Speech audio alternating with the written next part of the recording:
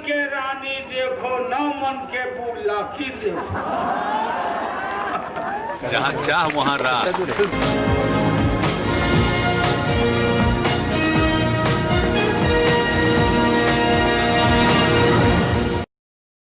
31 round और 9 बूथों की गिनती समाप्त के बाद 549 मत से हम बढ़त में थे। पोस्टल बैलेट में 17 मतों से हम आगे थे, ऐसा एजेंट का रिपोर्ट था और उनके अधिकारी का। सारे लोग चले गए उठ करके, लेकिन 1 घंटे के बाद एक बड़े अधिकारी का फ़ोन आता है किसी के मोबाइल पे, सरकार के इशारों पे। 1 घंटे के बाद फिर जो है सक्रिय होते हैं लोग और एकाएक आधा वक्त है कि रिकाउंटिंग किया जाए। ये रिकाउंटिंग मैंने वो मांगते हैं रिकाउंटिंग, और वो रिकाउंटिंग मांगते हैं, लेकिन 1 घंटे के बाद फिर पता चलता है कि आप तो 12 मतों से आप हार गए। हमें थोड़ा लगा कि आश्चर्य लगा कि ऐसा कैसे हुआ। तो हमने कहा किसी पुनर्गणना होना चाहिए, हम सेटिस्फाइड नहीं हैं। अब बड़ा क्लोज फाइट है। जब क्लोज है 10 और 12 मतों से जब हम पीछे हट रहे हैं, चल रहे हैं, हम अगर आपसे मांग कर रहे हैं, आर्गूमेंट कर रहे हैं, तो ये धर्म बनता है आरओ का, ये निश्चित तौर से सहमति लेकर के इलेक्शन कमीशन से पुनः मतदान इनका मतगणना कराए और हमको सेटिस्फाइड करे। इसमें कोई जाता नहीं है, मशीन में ऑलरेडी है सब कुछ।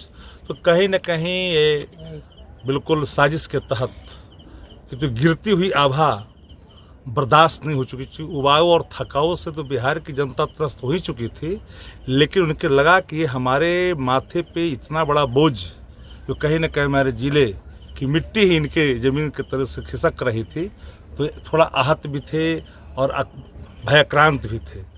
तो कई तरह के भयाक्रांत होकर करके निश्चित तौर पर उन्होंने एक्शन लिया है और इसमें कहीं न कहीं एक कंस्पिरेसी है और कहीं न कहीं सत्ता संरक्षित कृत्य है। तो हम लोग तो मांग किया, अगर मांग स्वीकारते हैं तो लोकतंत्र है।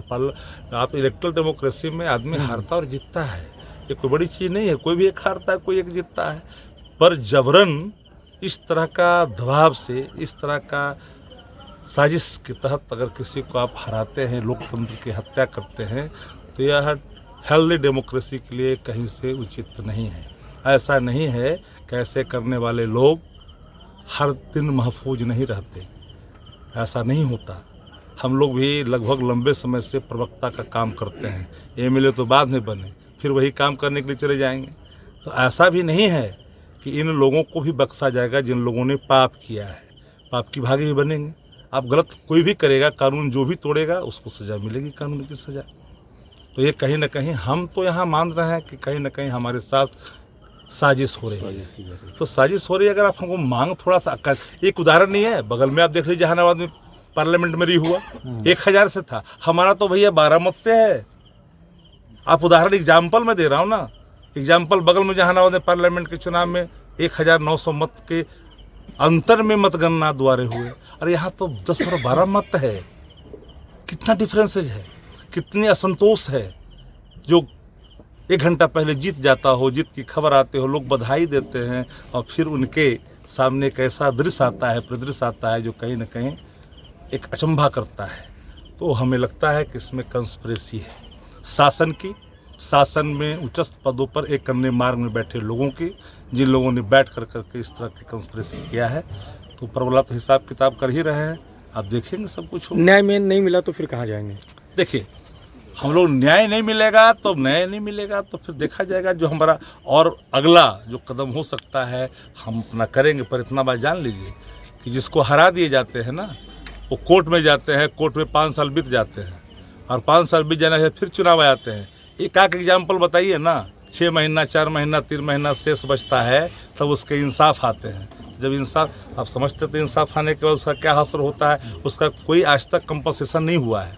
यही तो है, इसका कोई कंपनसेशन नहीं होता है। बहुत होता है तो ऐसे अधिकारी चुनाव में हटा दिए जाते हैं जो इस तरह के कृत्य करते हैं। लेकिन फिर भी हमारा मानना है कि हम सेटिस्फाइड नहीं हैं शासन को, जिसमें अधिकारी को, मैं शासन को क्या कहूँ, अधिकारी को जो आरओ है, इलेक्शन कमीशन से मैं आग्रह करूँगा।